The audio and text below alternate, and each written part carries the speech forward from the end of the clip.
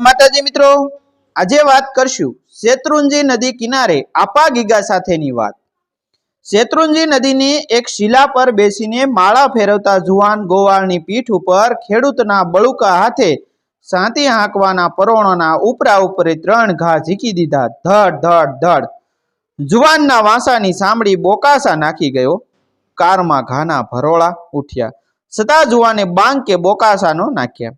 ઘાના પડસંદા નદીની ઊંચી ભેખાડો સાથે ભટકાઈને ખળ ખળ ખળ વહેતા વહેણમાં ડૂબી ગયા। કિનારા અને ઝાડવા કમકમી ગયા। હાળો સાવ નગરોળ છે। જુવાનને ઘા ખમી લીધા, છતાં શીશ ન પાડી। એથી ખેડૂત વધારે ઉશ્કેરાયો। કહું સૌ આ શેરડીનો વાઢ તારા આદાનો છે। મારા 10 વીઘાના વાઢ માથે આદુ વાવી દીધો, છતાં બોલતો નથી ભમરાળા। માળા પૂરી થઈ એટલે માળાનો મેર આંખે અડાડીને જુવાન ગોવાળે ઊંચે જોયું। મને ખબર નહોતી કે મારી ગાયો તમારા શેરડીના વાઢમાં ઘૂસી ગઈ છે। અરે તમારું ભારે નુકસાન થયું બાપા। બાપાનો સ્વાદ્યો થામા અને આ મારી નુકસાનીના રૂપિયા કાઢી નાખ। રૂપિયાની વાતે નિર્ઘન ગોવાળ લાસાર થઈને નીચે જોઈ ગયો। ખેડૂતને ધમસક લાગી ગઈ। એણે શીલાને ગોવાળને ગાયોને ઘૂડસી નાખવાના ક્રોધવશમાં ચારેકોર જોયું ને આવડતી હતી એટલી ગાળોનો વરસાદ કરી નાખ્યો। ગરીબ ગોવાળે સાનો માનો નિશાસો મૂકીને ગુરુને યાદ કર્યા કે હે આપા દાના, તમે કરો એ ખરી હો। ખેડૂત અને ગોવાળ વચ્ચે પળ બે પળનો ખાલીપો રસાઈ ગયો। જુવાનનો વાંસો સળગતો હતો, છતાં શાંત હતો। ખેડૂતનો રુદિયો ધગધગતો હતો। સથરિયો થયો અમરેલી પ્રાંતના આંબા ગામની સીમમાં શેત્રુંજીને કાંઠે આ ઘંટના ઘટી ત્યારે બાપાનો સૂરજ આભની અડીએથી જરાક જ ખસ્યો હતો અને અજાણી અલકલ્પી વાત બની ગયો બાપ। નદીના કાંઠા ઉપર 100 જેટલી ગાયોનું ગૌધણ નિરંતું થઈને સરતું હતું। તેથી ગાયોનો માલિક ગણતો ગોવાળ નિરંત વંતો થઈને નદીના પથ્થર ઉપર બેસીને માળા ફેરવતો બેઠો હતો। ગોવાળ અને નદીના બિલોરી કાસ જેવા પાણી જોઈને નાહવાની ઈચ્છા થઈ એટલે ગુનામાં પડ્યા। રેડી પડેલી ગાયો આંબા ગામના ડાહ્યા પટેલના શેરડીના ઉસરતા વાઢમાં પોગી ગઈ।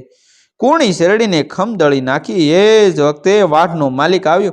નિરંત જીવે માળા ફેરવતા ગોવાળના વાંસામાં 3 જેટલા પરોણા લીધેલા, પણ ગોવાળે માળા અધૂરી ન મૂકી।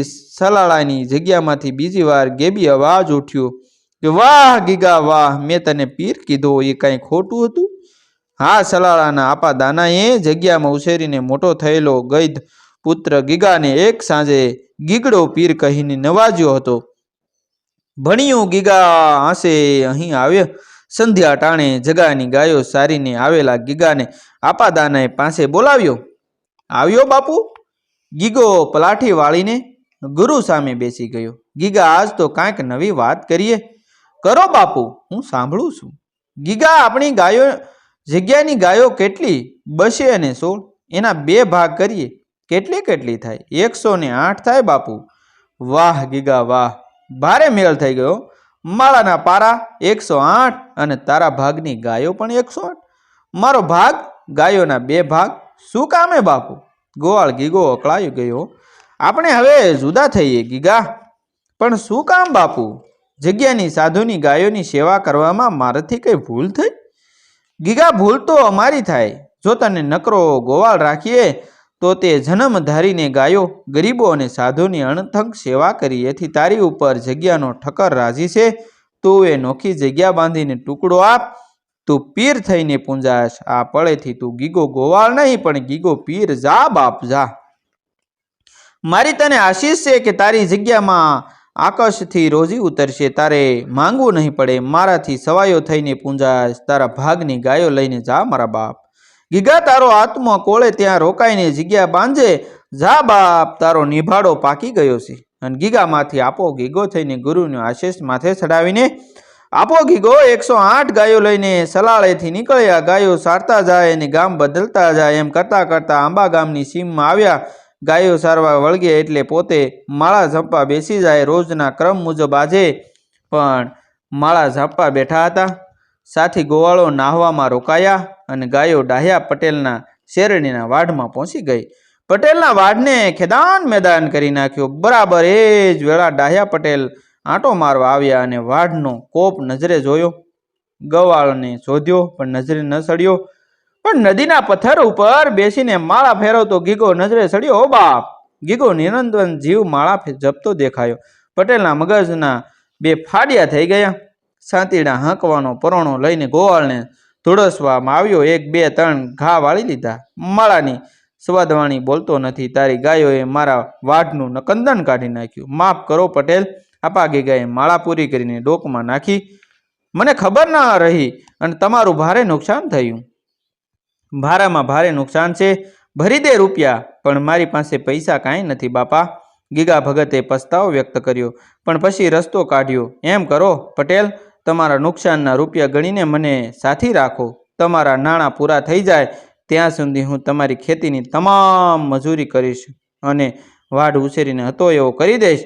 હા, બીજો કોઈ ઉપાય નહીં. ડાહ્યા પટેલનો બેથડિયા શરીરવાળો મજબૂત સાથી સસ્તામાં મળી જતા ક્રોધના પૂર ઉતરી ગયા.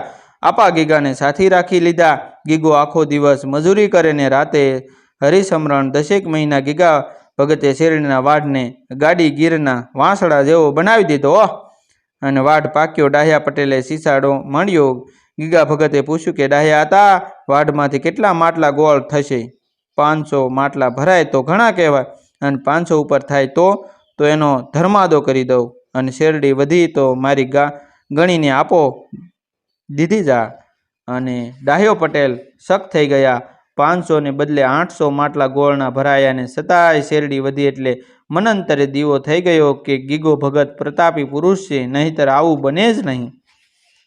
આપા ગીગા પટેલ, પાઘડી ઉતારી મને માફ કરો. મેં તમારી કાળી મજૂરી કરાવી, તમને લુખ્ખું સૂકા રોટલા ખવડાવ્યા. મારા ગુનાને માફ કરો. આપા ગીગા નારે, તમારો શાનો ગુનો? મને તમારો રોટલો અને ગદરવ્યો. તમારા નુકસાન માટે જ મેં મજૂરી કરી. અને પટેલ, ગાયોના નસીબ જબરા હોય છે. ગોળ અને શેરડી વધ્યા એ પ્રતાપ ગવંતરીઓનો છે. નાના આપા ગીગા, મારું અંતર મને ડંખે છે, માટે આ વાડી મારે તમને ભેટ આપી દેવી છે. ના ખપે બાપા, અમે સાધુડા તો ફરત રામ, અમારે જમીન જાગીર ન ખપે બાપ. પણ પટેલ મક્કમ હતા. એમ કરો પટેલ. આપા ગીગાએ વચ્ચેનો રસ્તો કાઢ્યો. હું તમારા એક દીકરાને કંઠી બાંધું અને વાડી એને અર્પણ કરું. વાડીએ ઝૂંપડી બાંધીને સદાવ્રત ચાલુ કરે એટલે બધું મારું થઈ જાય. અને આંબા ગામે પ્રથમ જ્યોત પ્રગટાવીને ગીગો ભગત ચાલી નીકળ્યા. વિસાવદર નજીક અંબાગર નદીને કિનારે આવતા આપાને અદ્રશ્ય આદેશ થયો, ગીગા અહીં જગ્યા બાંધ અને દાન ગીગેઓનું નામ લઈને સેવાનો માંડવો બાંધ બાપ. આજે એ જગ્યા સત્તાધારના નામે પ્રખ્યાત છે. મિત્રો, સારું મિત્રો, આ વાર્તામાં તમને મજા આવી હોય તો અમારી ચેનલને સબસ્ક્રાઈબ કરી દેજો, વિડીયોને શેર કરી દેજો. Thank you. મળશું.